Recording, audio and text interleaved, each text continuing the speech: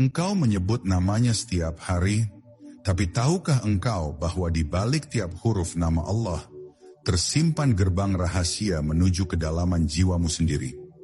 Ini bukan sekadar nama, ini adalah kunci, sebuah jalan pulang yang telah lama memanggilmu dalam diam. Pintu awal dari namanya. Ketika lidah mengucapkan kalimat Allah, sejatinya yang bergerak bukan sekadar otot-otot di mulut. Yang digerakkan adalah seluruh getaran batin, karena nama ini bukan sembarang nama. Ia adalah nama yang mengandung seluruh sifat, zat dan rahasia dari keberadaan itu sendiri. Tidak ada nama lain yang jika disebutkan bisa langsung mengguncang lapisan jiwa terdalam seorang hamba. Dan saat engkau mengucapkannya dengan hati yang bersih, engkau sesungguhnya telah membuka sebuah pintu menuju alam yang tak terjangkau oleh akal biasa. Nama ini terdiri dari 4 huruf dalam bahasa Arab. Alif, lam, dan ha. Namun apakah cukup hanya mengenalnya sebatas susunan huruf? Tidak. Setiap huruf menyimpan makna dan setiap makna menyimpan rahasia. Bukan rahasia dalam pengertian tersembunyi karena ingin disembunyikan, tetapi tersembunyi karena hanya jiwa yang halus yang mampu menangkapnya. Huruf-huruf ini bukan huruf biasa, ia adalah simbol gerbang kesadaran yang menuntun ruh menuju asalnya. Huruf alif di awal kalimat Allah bukan sekadar huruf permulaan, ia adalah lambang dari keesaan, tegak lurus, tanpa belok, tanpa lekuk. Alif tak memiliki arah selain satu garis yang naik dari bawah ke atas, seperti fitrah ruh yang ingin kembali ke sumbernya. Alif adalah lambang ketinggian, ketegasan, dan tauhid yang murni. Bila ruh telah menyentuh makna alif, maka ia tak akan pernah rela tunduk kepada selain dia. Lalu datang huruf lam yang muncul 2 kali. Mengapa 2? Karena satu lam menyimbolkan manifestasi sifat, dan lam kedua menyimbolkan pengembalian segala sifat kepada asalnya. Lam pertama adalah limpahan kasih, penciptaan, penjagaan, dan keteraturan alam semesta. Sedangkan lam kedua adalah tarikan kembali, penyadaran, pengosongan, hingga kembalinya ruh ke hadiratnya. 2 lam ini membentuk lengkungan seperti pelukan ilahi yang merangkul hamba dari segala arah. Kemudian muncul huruf H di akhir. Lembut, keluar dari tenggorokan dalam bisikan yang nyaris seperti hembusan nafas terakhir. H adalah rahasia yang tak bisa dijelaskan dengan kata. Ia adalah suara ruh yang tak lagi berbentuk, hanya terasa. Huruf ini adalah ujung jalan, titik sunyi, tempat segala makna larut dan tak bisa lagi dijelaskan. Jika engkau telah sampai pada makna H, maka engkau akan mengerti bahwa perjalanan bukan soal mengetahui, tapi soal melebur. Seluruh kalimat Allah bukan hanya nama, ia adalah perjalanan. Perjalanan dari keesaan menuju keragaman, lalu kembali lagi pada keesaan. Dari alif ke 2 lam, lalu menyatu dalam H. Dari tauhid ke manifestasi, lalu ke fana.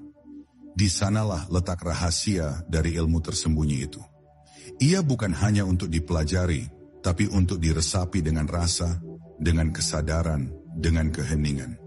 Maka jangan remehkan kalimat Allah yang mungkin setiap hari keluar dari lisanku dan juga lisanmu. Sebab bisa jadi selama ini kita hanya mengucap bunyinya tanpa pernah masuk ke dalam makna yang dikandungnya. Dan bisa jadi rahasia terbesar dalam hidupmu tidak berada di tempat jauh, tapi justru tersembunyi di dalam satu kata suci yang sudah kau lafalkan sejak kecil. Allah. Ketika nama menyatu dengan zat, tidak semua nama menyatu dengan pemiliknya. Kita bisa menyebut nama seseorang, tapi belum tentu kita merasakan kehadirannya. Namun berbeda dengan nama Allah. Nama ini bukan hanya label atau sebutan. Nama ini adalah pancaran dari zatnya sendiri. Maka setiap kali ia disebut, sesungguhnya yang hadir bukan sekadar bunyi, tetapi realitas keberadaan yang tak terpisah darinya. Inilah mengapa para ahli makrifat tak pernah menyebutnya dengan ringan. Karena mereka tahu, di balik nama itu, ada lautan tak berdasar yang tengah menyambut jiwa siapa saja yang mengingatnya dengan sepenuh rasa. Di antara keunikan nama Allah adalah bahwa ia tidak memiliki bentuk jamak. Ia juga tidak bisa diturunkan atau diubah seperti nama-nama lainnya. Tidak ada kata Allah dalam bentuk plural, tidak ada pula kata sifat dari kata Allah yang bisa digunakan untuk makhluk. Ini menjadi petunjuk bahwa nama ini adalah nama mutlak. Nama yang berdiri sendiri, tidak bisa disamakan, tidak bisa diserupakan, dan tidak bisa dipinjamkan kepada selainnya. Disinilah letak kekhususannya sebagai satu-satunya yang esa, yang tidak menyerupai sesuatu apapun. Nama Allah juga mengandung seluruh Asmaul Husna. Ia seperti induk dari seluruh nama-nama suci lainnya. Ketika seorang hamba menyebut Allah, sejatinya ia sedang menyebut pula Ar-Rahman, Ar-Rahim, Al-Quddus, Al-Hayy, dan semua nama-nama lain yang menjadi sifat darinya. Maka dalam satu lafaz, terkandung samudra, makna yang begitu luas, tak terhingga, dan tak terjangkau oleh pemikiran biasa.